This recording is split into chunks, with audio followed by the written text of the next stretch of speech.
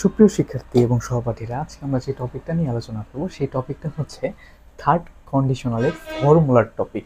তো এখন দেখেন এই সেন্টেন্সটাতে কি বলছে। এই সেন্টেন্সটাতে বলছে he has to arrest if he had tried to leave the country. তো দেখেন এখন এখানে কিন্তু ইফ আছে, আর ইফ যুক্ত যদি কোনো দুটি একটা সেন্টেন্স থাকে আর সেই সেন্টেন্সটা যদি ইফ দ্বারা যুক্ত থাকে, অর্থাৎ দুটি ক্লজ দ্বারা যুক্ত থাকে, তাহলে আমাদের যে সূত্রটা বসবে সেই সূত্রটা হচ্ছে, দেখেন এখানে ইফের পর কিন্তু পাস্ট পারফেক্ট আছে, তো এখানেও কিন্তু ইফের পর পাস্ট পারফেক্ট আছে। ইফের পর এখানে দেখেন হি হ্যাড ট্রাইড, তাহলে হি হ্যাড ট্রাইড এটা কিন্তু পাস্ট পারফেক্ট টেন্স।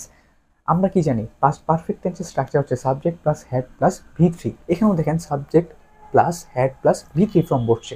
তাহলে ইফের পর যদি পাস্ট পারফেক্ট টেন্স বসে তবে আমরা কি করব, would plus have plus past participle form পরবর্তী ক্লজে বসাবো।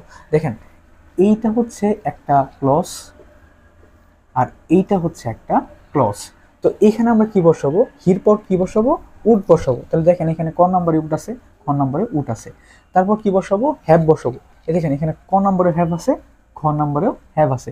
তারপর কি বসাবো, মেইন কাজটা বসাবো, পাস্ট পার্টিসিপল ফর্ম বসাবো ভার্বের।